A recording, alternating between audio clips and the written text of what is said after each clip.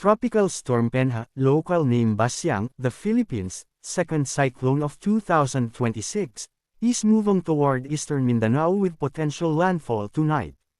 People in affected areas face heavy rains, flooding risks, and rough seas. Stay updated via Pag-asa.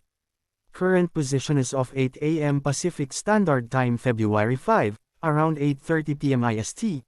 The center is 440 hanggang 460 kilometro east of Hinatuan, Surigao del Sur, 8.1 degrees north, 130.5 degrees east trakang west-southwest at 15 hanggang 20 km per hour. It's inside the Philippine Area of Responsibility, PAR.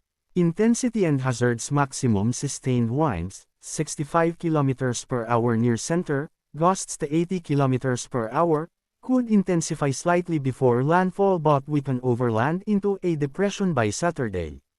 Expect moderate to heavy rains, flash floods, landslides in Caraga, Davao Oriental, storm surges up to 2 m in Dinagat Islands, Surigao Coast, gale force winds damaging light structures.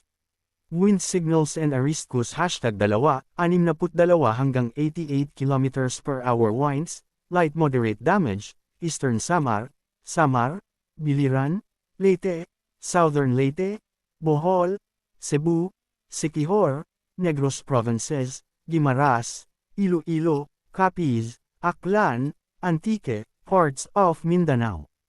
TCWS #1, 39 hanggang 61 km per hour, additional Mindanao, Visayas areas. Post-landfall, crosses Bohol Sea, Southern Negros Oriental, Sulu Sea, Northern Palawan by Saturday.